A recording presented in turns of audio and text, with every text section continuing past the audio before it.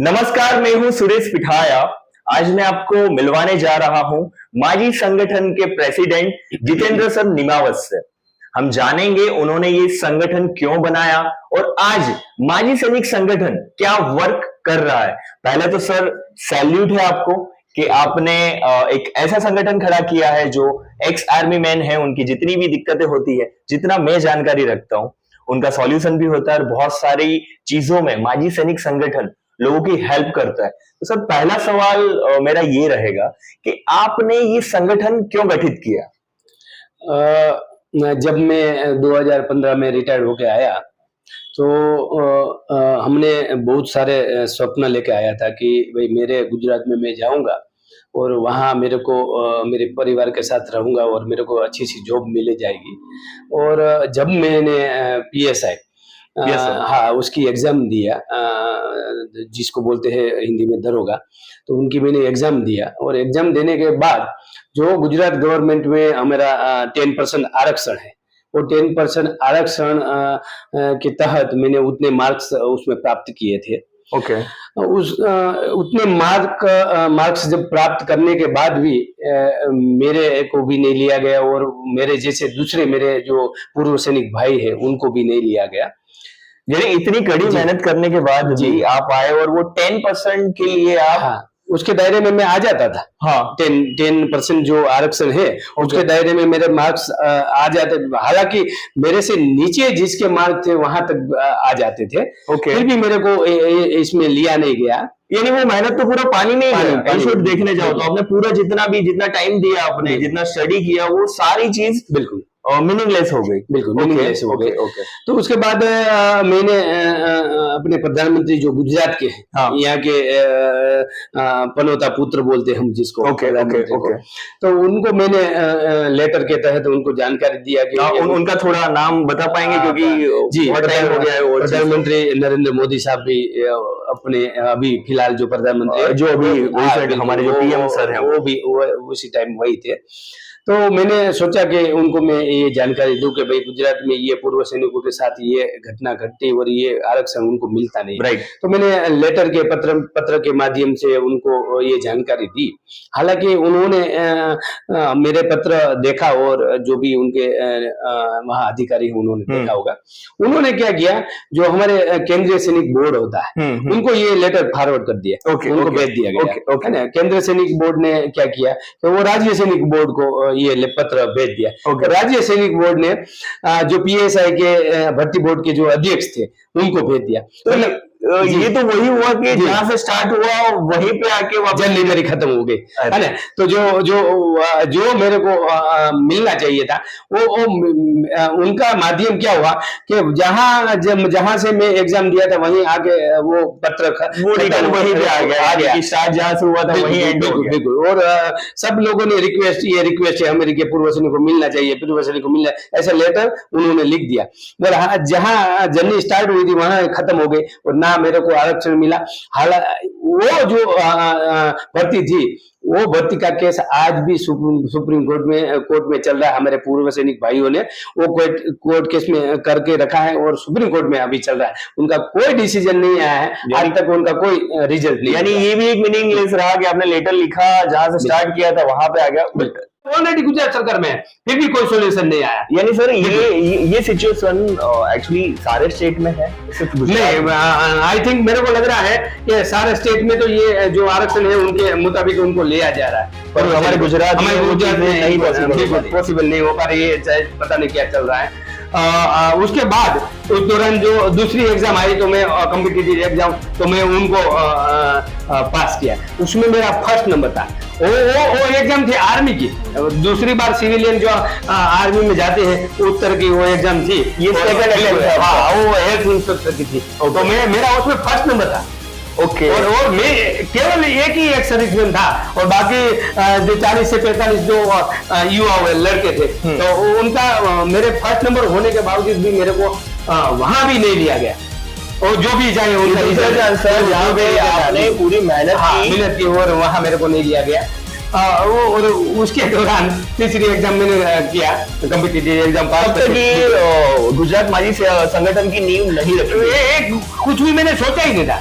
और मैंने जब दूसरी जो एग्जाम का पास किया और उसमें मेरे को लिया गया है, और मैं तीसरी exam या second? तीसरी में, okay. हाँ, तो ये उसमें जो युवाओं के साथ मैंने कंपटीशन किया और उसमें अच्छा मार्क्स प्राप्त किया, तो उसमें मैं सिलेक्ट हो गया। सिलेक्ट होने के बाद में वो नौकरी ज्वाइन भी कर लिया, मगर मैंने देखा कि वहां भी भ्रष्टाचार है, ये गरीबों का यानी आप एंटर भी हो गए, फिर भी आपको वहां दिखा कि तो मेरे को भ्रष्टाचार तो सभी जगह पे हो रहा है। देखो मैं वहाँ उस जॉब में मैं सेटिस्फेक्शन नहीं हुआ, मेरा आत्मा में ये कलेजा में मेरे को हमेशा ये पूर्व सैनिक वो चीजें आपको, हाँ, तो मेरे को दर्द हमेशा ये रहता था, मैं एक ऐसी जगह पे आ गया कि यहाँ तो मैं केवल गरीबों का शोषण ही हो रहा है, गरीबों को शोषण, उनको हक नहीं मिल पा रहा है, जो है वो छीन लिया जा रहा है, और जो मिल रहा है, जो उनको मिलने वाला है वहां तक उनको पहुंचता नहीं, यानी पहुंचने दिया नहीं जा रहा है। हाँ बिल्कुल।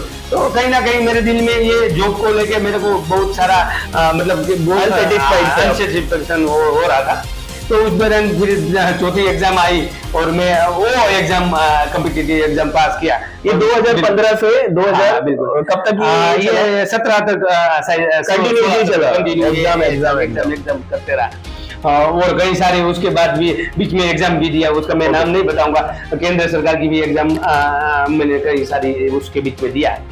फिर आखिरकार मैं बिन सचिवालय जो गांधीनगर में है वहाँ सिलेक्ट हुआ और वहाँ मैं जॉब में लग गया।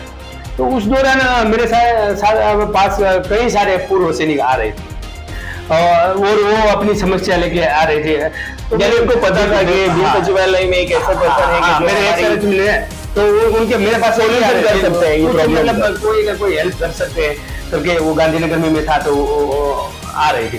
तो मैंने देखा कि मेरी अकेले की ये समस्या नहीं, ये पूरे गुजरात के पूर्व सैनिक की समस्या है, और उसके अलावा शहीद वीर नारियों हैं उनका भी उनके साथ भी ये अन्याय हो रहा है। तो मैंने सोचा क्यों ना हम सरकार के समक्ष ये हमारे जो अन्याय की बातें रखे, क्योंकि उससे पहले किसी ने रखा नहीं। 1960 से जो महाराष्ट्र और गुजरात आजाद हुआ, उसके बाद ये जो जीआर और हमारा जो परिपत्र हुए थे, उनका कोई मतलब तब्दील उसमें नहीं हुआ, क्योंकि कोई सोल्यूशन नहीं आया। अंतराल के बाद उसमें तब्दील आना बहुत जरूरी था, मगर ना ही कोई सैनिकों ने वहां तक ये बात पहुंचाई, और ना ही सरकार ने हमें, कितनी सरकार उसके बीच में आ चुकी, ना ही सरकार ने कोई हमारे ऊपर ध्यान दिया। तो मैंने ये सोचा कि सरकार को शायद इस बात को पता ना हो, तो मैंने सोचा कि भाई हम पूर्व सैनिक को एकता हो गए, ये बात सरकार के कभी भी ये संगठन नहीं बना था, संगठन नहीं बना। मैंने केवल इस बातों को, सब बातों को संकलन करके मेरे विचार के अनुसार मैंने 14 मुद्दे बनाए, और 14 मुद्दे सरकार के समक्ष रखने की मैंने, मुझे खाली बताएंगे वो उसमें से कौन सा? बिल्कुल, उसमें से एक तो पहले है शहीद वीर नारियों को 1 करोड़ आर्थिक सहायता देना, जो हमारे पूर्व सैनिक है उसका जो आरक्षण है, उनका परिपत्र जीआर हुआ उसके मुताबिक आरक्षण यहाँ मिलना चाहिए, जमीन और प्लॉटिंग का जीआर परिपत्र, जो उनका हक है, अधिकार है, ऑलरेडी उनका जीआर बना हुआ, तो वो मिलना चाहिए। पूर्व सैनिक जो रोजगार के लिए सर्विस के दौरान हथियार लाइसेंस लेता है, हाँ, तो वो हथियार लाइसेंस यहाँ रिन्यू नहीं करते हैं, ना ही नया हथियार लाइसेंस गुजरात में देते, क्योंकि रोजगार के लिए पूर्व सैनिकों को हथियार अत्यंत आवश्यक है। हाँ, तो वो नहीं मिल रहा है। जो हमारे बच्चे हैं उनको अन्य के मुताबिक पढ़ाई करने के लिए आरक्षण होना चाहिए। ऐसे शहीद मतलब एक शहीदों का एक ऐसा संकुल होना चाहिए, वो होना ही चाहिए सर, क्योंकि आप कॉमन पर्सन नहीं हो, आप सभी लोग, ये जो मैं माजी सैनिक संगठन के साथ हूँ, ये सभी लोग ये संगठन को बनाया है, जिन्होंने नींव रखी, और आज इन्हीं की वजह से आप भारतवर्ष में गुजरात माजी से संगठन का नाम सुन पा रहे हैं। ये पूरा जो टीम है वही वर्क कर रहा है, पर देखिए आप इनको भी कितना संघर्ष करना पड़ रहा है, क्योंकि जो पूर्व सैनिक हैं जो वहां से आए हैं, जहां बॉर्डर पे खड़े रहते हैं, जिस वजह से हम लोग सेफ हैं, उन लोगों को उनके ही मुद्दों के लिए, उनके हक के लिए आज सरकार से फाइट करनी पड़ रही है, जिनकी वजह से सरकार भी आज सेफ है और हम लोग भी। सॉरी सर, मैंने आपको बीच में रोका था, पर मुझे ऑडियंस को बताना था, उनको पता ही है ऑलरेडी, पर मुझे एक बार फिर से जगाना था।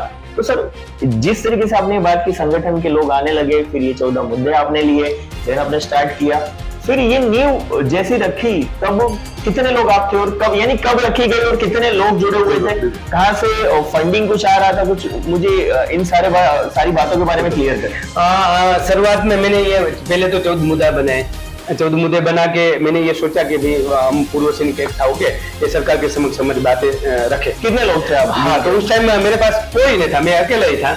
और मैंने ये सोचा कि भाई मेरे कांटेक्ट में जो पूर्व सैनिक थे उनको मैंने फोन किया कि भाई ये अपने ये से 14 मुद्दे हैं और ये हम सभी को नजर रूप है, तो हम क्यों ना सरकार के समक्ष हम इकट्ठा होकर ये बातें जो हमारे हक के लिए। बिल्कुल। तो उस टाइम मैंने रात दिन मेहनत करके शायद मैं रात को 12 बजे फोन करता था और सुबह 4 बजे उठ के फोन करता था पूर्व सैनिकों को।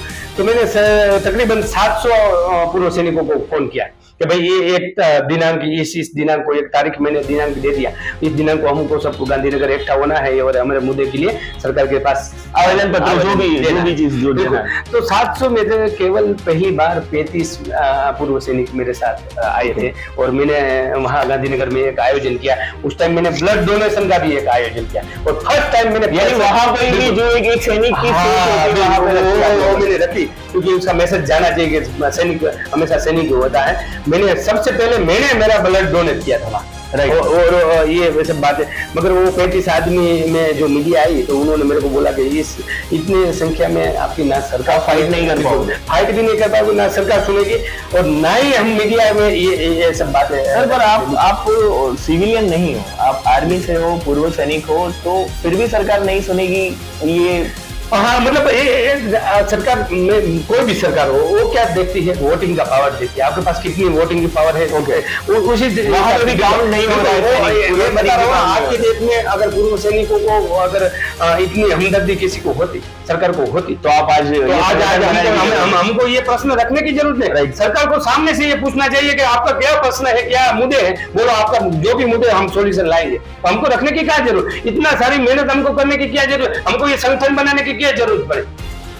सर ये संगठन यानी कि आपने कहा कि आपने स्टार्ट तो कर दिया था, 700 लोगों को कॉल किया, 35 लोग जुड़े, आपने आवेदन पत्र दिया, मीडिया मिला, पर वो काउंट कम था, नहीं थे उतने लोग, तो यानी कि ये संगठन एग्रेसिव कब बनने लगा? यानी कि देखिए आज 2022 है एंड आज माजी सैनिक संगठन का नाम सभी के मुंह पे है, सभी लोग जानते हैं, गुजरात में हो या भारतवर्ष में, यानी भारत में हो, तो ये इतना एग्रेशन कहाँ से आया? एंड देन आज भारत में जाने जा रहे हैं एंड आप यानी आपके मुद्दों के बारे में भी लोगों को पता है, भले मीडिया ने कवर ना किया हो, गवर्नमेंट को भी पता है, जो सरकार जो लोग फाइट कर रहे हैं, यानी कि जितने भी लोग हैं, जितने भी पार्टी हैं, उन सबको ये बातें पता है, कॉमन लोगों को भी पता है। तो ये एग्रेशन और ये बात, आपने 35 लोग थे, तो 35 लोगों में तो आप पूरे इंडिया में नहीं पहुंचा पाओगे, तो ये कैसे पॉसिबल हुआ कि आज सबके मुंह पे आपका नाम है, आपके संगठन का नाम है? बिल्कुल ऐसा हुआ कि उस टाइम 35 आदमी थे, तो जब मेरे सामने ये बात हुई कि मीडिया ने मेरे को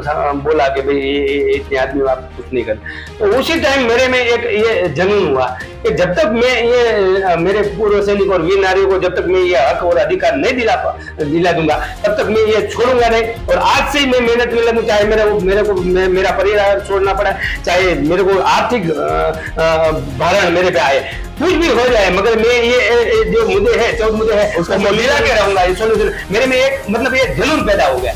और उस बोलते हैं कि जब दीवानगी तब आती है जब आप उसको एक गहन प्रेम करो, तो मेरे में ये दीवानगी आ गई, एक प्रेम आ गया, मैं मेरे पूर्व सैनिक और वीर नारियों को अधिकार देके रहूंगा। और ये दीवानगी के तहत मैंने मेहनत करने लगे, मैं रात दिन एकता करके गाँव जाके, तहसील में जाके, जिले में जाके, और मैं सबको मिलने लगा, पूर्व सैनिकों को एकता करने लगा और ये सब जागरूक करने लगा कि भाई ये सब मुद्दे हैं और ये सब हमारे हक है, हमारा अधिकार है, आप सब दादो और आप मेरे साथ कंधे से कंधा मिलाओ, आप सब मेरे को आपका साथ साथ दो, मैं आपको ये हक दिलाऊंगा, ऐसा मेरा नारा था। और आज भी मेरे डीपी में ये नारा है कि आप मेरे को साथ सका दो, मैं आपको हक दिलाऊंगा। और जाने जाते हैं, और ये बढ़ते ये जब मेहनत आगे बढ़ने लगी और उसमें ये पूर्व सैनिक और वीर नारी आज मेरे साथ मेहनत करने लगे, उनका भी इसमें इतना हिस्सा है, और धीरे धीरे आगे बढ़ने लगे। और आज गुजरात माजी सैनिक संगठन की मैं बोलो ना कि ये यहाँ गुज रही है, ये पूरे भारत में है। तभी मैं आपका इंटरव्यू स्पेशल लेने आया हूँ, क्योंकि मुझे बहुत से लोगों ने बोला था कि एक बार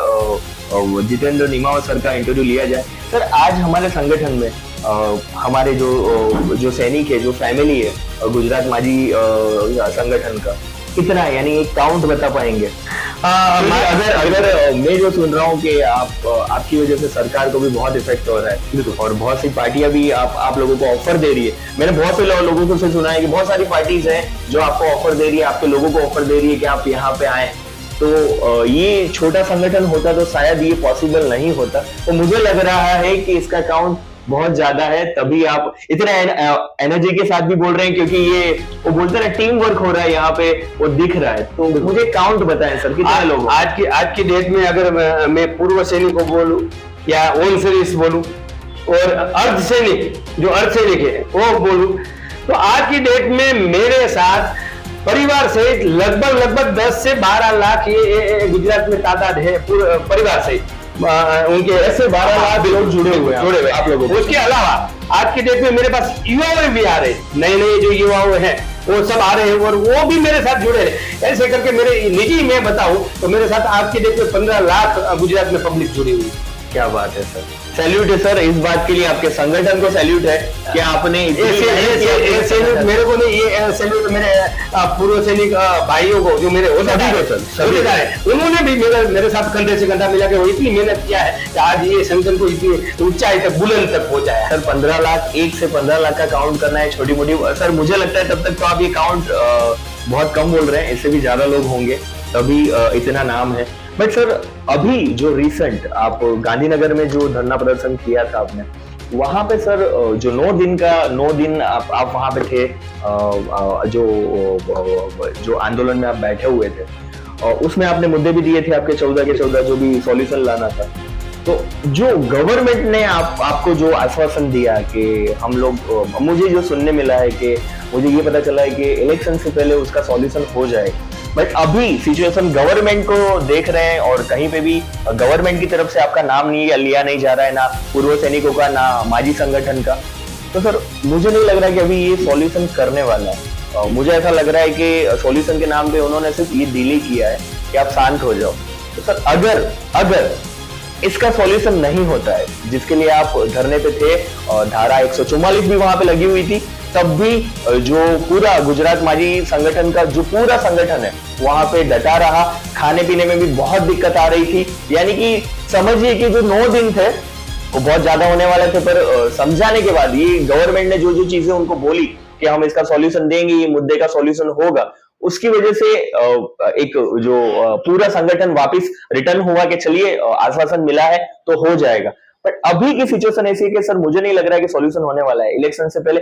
इन शॉर्ट मेरी लैंग्वेज में बोलूं तो सर ये एक लॉलीपॉप ही दे दिया, ऐसा ही हो रहा है। तो अगर ये लॉलीपॉप ही निकला तो सर आप क्या कदम, आपका संगठन क्या कदम लेगा? बिल्कुल हमने 6 से 12 गांधीनगर जाके आंदोलन तो नहीं बोलूंगा, हमारे हक और अधिकार के हक के लिए था सर, लड़ाई लड़ी।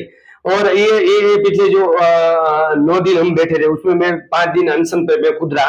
और उससे दुख की बात ये है, हमने हमारा एक पूर्व सैनिक जो हमारे भाई थे, कांजी भाई, उनको शहीद हो रही है, इसमें शहीदी देनी पड़ी, तो उनको भगवान श्रद्धांजलि। सर कोई भी मीडिया में उनके बारे में नहीं बताया सर? बिल्कुल, ये सब गवर्नमेंट का प्रेशर सर, कोई मीडिया नहीं, कोई सोशल मीडिया नहीं, वैसे तो सभी लोग आ जाते हैं। अगर ये पूरे सैनिक थे सर, सॉरी मैं आपको रोक रहा हूँ, ये एक सैनिक थे और वो अपने ही मुद्दे के सॉल्यूशन के लिए वो वहां पे जुड़े हुए थे। और मैं आई थिंक सो पहला वीडियो उनका रन करवा रहा हूँ जो एक चैनल के थ्रू मुझे मिला है। आप इस वीडियो को ध्यान से देखिएगा, इतने निर्दोष पर्सन है ये, जुड़े हुए हैं संगठन के लिए, अपने परिवार के लिए, वो पूर्व सैनिक है। उनकी, मैं तो इसको हत्या ही बोलूंगा, सॉरी ये मुझे नहीं कहना चाहिए, पर जिस तरीके से मैं देख रहा हूं, और ये वीडियो जो आप स्क्रीन पे देख रहे हो अभी, आप वीडियो देखें और एक बार देखें कि ये पर्सन जो इतने फिट है और इतना यानी सपोर्ट के लिए आए थे, उनके लिए एक भी मीडिया खड़ा नहीं होगा, एक भी कॉमन पर्सन खड़ा नहीं हुआ। बहुत दुख की बात है कि आज जो हमारे सैनिक हैं, जिनकी वजह से हम लोग यहाँ पे फ्रीडम से घूम पाते हैं, उनकी डेथ होने पर भी एक आवाज नहीं उठी, एक आवाज नहीं उठी। सॉरी सर, मुझे वो वीडियो मैंने भी देखा और मुझे भी थोड़ा अंदर से हुआ था कि ना पब्लिक, ना गवर्नमेंट, ना कोई मीडिया कवर करने वाला नहीं था, और ये बहुत दुख की बात है। बिल्कुल, आज वो मेरे साथ नहीं है। सबसे ज्यादा दुख मेरे को इसलिए हो रहा है क्योंकि मैं इसको लीड कर रहा था और एक लीडर के नाते मैं मेरा सदस्य खो दूं, ये शायद आप जानते हो कि कितना दुख होता है कि मैंने वहाँ उनके आत्मा को शांति के लिए यज्ञ कराया और उनके भगवान करे जहाँ भी हो उनको आज मैं बोलता हूँ कि भाई उनकी आत्मा को शांति दे, क्योंकि सबसे ज्यादा दुख मेरे को हुआ। मगर दुख की बात यह है कि सरकार का एक भी मंत्री कोई भी वहां श्रद्धांजलि देने के लिए वहां नहीं आया, वो मेरे को सबसे ज्यादा दुख। ऐसे सभी जगह पे वो लोग चले जाते हैं। ऐसे सभी जगह पे अगर कोई हो जाता है तो हाँ खड़ा होके वहां श्रद्धांजलि देने पहुंच जाते, दूर दूर तक जाते। ये तो हम सचिवालय के सामने ही थे, आप जस्ट सामने थे। तो वहां मैंने एक न कराया, आप मैंने खुला मीडिया के माध्यम से खुला चैलेंज दिया था कि आप यहाँ श्रद्धांजलि देने के लिए कम से कम आओ, चाहे मुद्दा देने के लिए मत आओ। पर हमारा एक वो भी पूर्व सैनिक एक भी पर्सन आया, कोई बिल्कुल सरकार का कोई मंत्री नहीं आया। तो सबसे ज्यादा दुख मेरे को तब हुआ कि केवल बातें ही करते हैं, पूर्व सैनिक के माध्यम से आप चुनाव लड़ते हो, जब जरूरत पड़ती है तो पूर्व सैनिक सर्जिकल स्ट्राइक, ये स्ट्राइक पता नहीं क्या क्या करते हैं, और उनके बलबूते पे आप चुनाव लड़ते, उनके नाम पे चुनाव लड़ा जाता है, वोट भी लिए जाते हैं, वोट लिया जाता है, चुनाव लड़ा जाता है। मगर जो पूर्व सैनिक आपके लिए 20-20 साल, 25 साल, 30 साल अपनी जान को दाव पे अपने जान को दाव लगा के वहां खड़े रहे, तब आप यहाँ निंद्रा में आराम से सो रहे। और कितने वीर नारियों ऐसे हैं जिन्होंने उनके पति खोए हैं, ये देश के लिए, इस राज्य के लिए, आपके लिए मैं बोलूंगा, आपके लिए खोए हैं, और आपके लिए उसमें आपके दिल में उनके लिए थोड़ी सी भी हमदर्दी नहीं है। और अगर हमदर्दी अगर होती तो आप वहां श्रद्धांजलि देने के लिए आते। केवल आप बातें करते हो, और मैं इसलिए मेरे में ज्यादा जरूर ये हुआ कि इनका जवाब में जरूर इसका जवाब पत्थर से दूंगा, और जरूर ये जवाब दूंगा। अभी ये समय आ गया है इन सबको जवाब देने के लिए। सर अगर इसका सॉल्यूशन नहीं हुआ तो आगे क्या आप करेंगे? बिल्कुल, अभी मैं बता रहा हूँ, हम अब ये जो कांजी भाई थे, मेरे कान में, मेरे बगल में खड़ा होकर अंतिम उनकी यही शब्द थे, निमाज भाई ये 14 मुद्दा छोड़ना नहीं, जब तक ये 14 मुद्दा का सॉल्यूशन नहीं आएंगे तब तक आप डटे रहना, और जरूर उनकी आत्मा को शांति के लिए मैं ये 14 मुद्दा लेके रहूंगा। और आत्मा की शांति के लिए मेरे पूर्व भाई, पूर्व सैनिक, वीर नारी बहने, उनका हक और अधिकार मैं दिला के रहूंगा। जब मैंने ये संगठन खड़ा किया था तब मैंने विचार किया, सोच समझ कर ये मेरे अंदर में ये जुनून पैदा किया था कि चाहे कुछ भी हो जाए, कांजी भाई भले शहीद हुए, आज निमावत जी को भी शहीद होना पड़े ना, तो मैं आज शहीद होने के लिए तैयार हूं, मगर ये 14 मुद्दा लेके रहूंगा। और अगर सरकार ये जो एक हफ्ते में ये मुद्दे के लिए कोई सोल्यूशन नहीं लाती, सर एक तारीख बताएं सर, एक तारीख में जानना चाहता हूं। तारीख में इसलिए नहीं बता रहा हूँ कि ये मेरी कमेटी के साथ में विचार विमर्श करके ये जरूर तारीख करूंगा। मुझे ऐसा लग रहा है कि सर वो 144 धारा फिर से ना लगा ले, इसके लिए आप तारीख नहीं बता रहे। एक बार तो मैं 144 धारा में अभी चाहे चुनाव आ जाए, चाहे 144 धारा, मैं बता रहा हूँ, मैं बोला ना कि मेरे को बलिदान देना पड़े, कभी मैं ये मुद्दे नहीं छोड़ूंगा, और 14 मुद्दा मैं लेके रहूंगा। और मैं इस बार अगर नहीं मुद्दे एक हफ्ते के अंदर में नहीं सोल्यूशन आए, और उसमें ज्यादा एलआरडी का रिजल्ट निकल गया, और एलआरडी का जो रिजल्ट निकल गया उसमें भी हमको आरक्षण नहीं दिया गया, फिर से वही जो पुरानी चीज थी वही दोहराई है।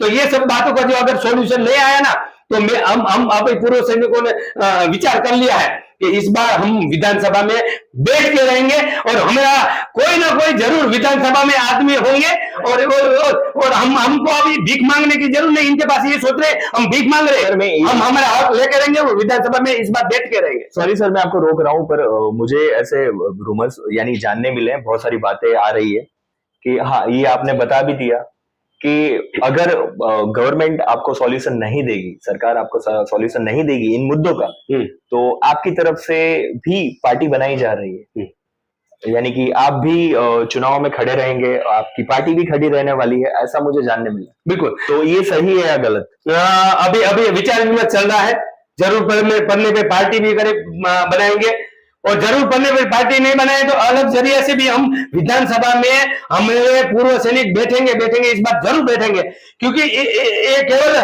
पूर्व सैनिक और वीर नारियों का ही सवाल नहीं है, मैं देख रहा हूं, मैंने पहले ही बताया कि भ्रष्टाचार इतना जड़ पकड़ गया, तो अगर जड़ उसने ले ली है तो हमारे पूर्व सैनिक, एक भी पूर्व सैनिक अगर विधानसभा में बैठेंगे ना तो ये जितने राजनेताओं हैं उनको समझ लेना चाहिए कि ये पूर्व सैनिक इधर आ गया है और हमको अभी अगर सीधी लिटी में नहीं चले तो ये जरूर हमको दंड देंगे। और ये आम जनता को भी मैं मैसेज पहुंचा रहा हूं कि आप भी इनको सहयोग करें और पूर्व सैनिक को यहाँ बैठाए, क्योंकि पूर्व सैनिक ने आपके लिए जो देश के लिए बलिदान दिया है और अभी इनकी जरूरत है ये राज्य में या देश में राजनेता में जाए और विधानसभा या लोकसभा में बैठे, क्योंकि ये जड़ है ना जो भ्रष्टाचार की वो निकालनी है। तो केवल पूर्व सैनिक को आप एक बार बिठा के देखो, फिर आप सोच देखना कि क्या होता है आगे आगे। ये बात तो है सर, और मैं सारी ऑडियंस से जो ये वीडियो देख रहे हैं उनको स्पेशली कहना चाहूंगा कि अगर हम तो कॉमन लोग हैं, हम सिविलियन में काउंट होते हैं, अगर हमारे सैनिकों की बात, उनके मुद्दों को नहीं सुना जाता तो आप सोचिए कि अगर आपको कोई प्रॉब्लम हुई या फिर आपका कोई प्रॉब्लम होगा और आप सॉल्यूशन लेने गवर्नमेंट के पास गए। आज हमारे सैनिकों की ये सिचुएशन है, ये हालत में है कि उनको खुद की पार्टी खड़ी करनी पड़ रही है देश की सेवा करने के बाद, सरकार की सेवा करने के बाद। तो सोचिए अगर आप नहीं खड़े हुए, आप इनके साथ नहीं रहोगे तो आपकी क्या सिचुएशन होगी जब आपको प्रॉब्लम होगा।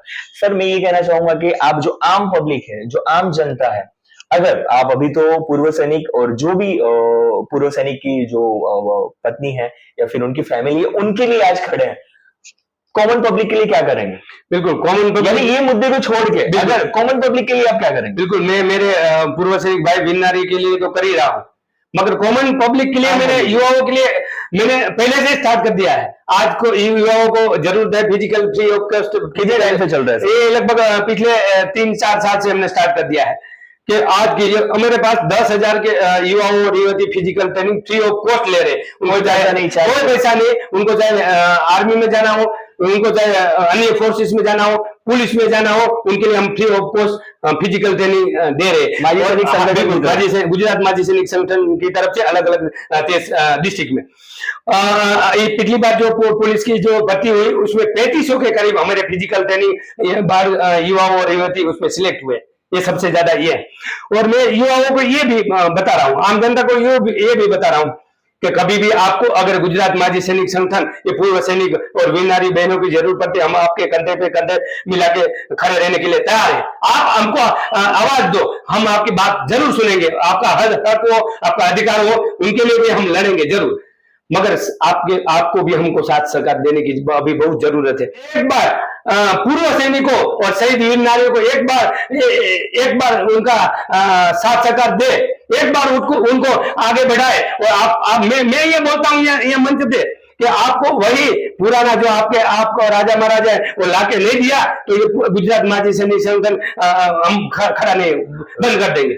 मैं यहाँ पे बताना चाहूंगा कि आप लोग खुद सोच रहे हैं कि सैनिक यानी कि एक आम पब्लिक के बारे में उनको सारी जानकारी होती है और जब वहां खड़े होते हैं वो तो उनको पता होता है कि हम किसके लिए खड़े हुए हैं और किसकी मदद के लिए हैं यहाँ पे। तो मेन चीज ये है कि इन्होंने ये तो कहा कि हम पार्टी के लिए इन्होंने डायरेक्टली इग्नोर कर लिया, यानी कि इनको सत्ता की लालच नहीं है।